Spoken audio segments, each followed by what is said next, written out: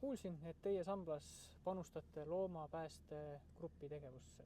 Ja sa kuulsid täitsa õieti, et meil on isegi vabatahtlikud, kes töötavad kogu aeg samblas igapäevaselt.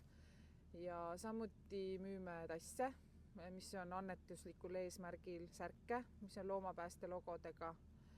Et jah, me oleme seda juba 5 aastat teinud. Aga kui ma sooviks ise ka oma panus anda, siis kuidas ma seda teha saaks? Kõigepealt on see, et võib helistada meie annetusnumbritele. Annetusnumbrid on siin näha. Samuti on meil koduleht loomapäästegrupil. Seal on olemas ka kontonumber, kuhu saab näiteks hakata püsiannetusi tegema iga kuu. Ei pea üldse olema suured summad, on ju. Oleme rahul ka näiteks, kui iga inimene annetaks 2 eurogi meile kuus, superluks.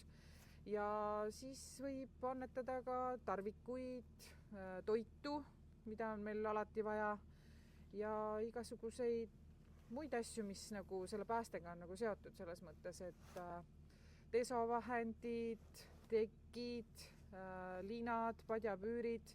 Ainuke, mida me ei soovi, on padjad ja madratsid. Samblapoes on müügil ka loomapäästegrupi logodega kruusid ja särgid, et ilusad loomapildid on peal. 100% läheb see raha toetuseks. Samuti on toetuskarbid erinevates loomapoodides ja Haapsalu Selveris näiteks, kuhu saate oma panuse anda.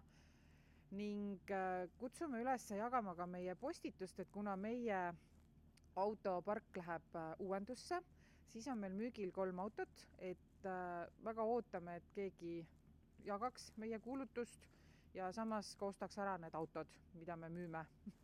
Samuti ootame oma ridadesse ka uusi vabatahtlikuid, kellest meil on väga suur puudus, nii et ootame sind väga.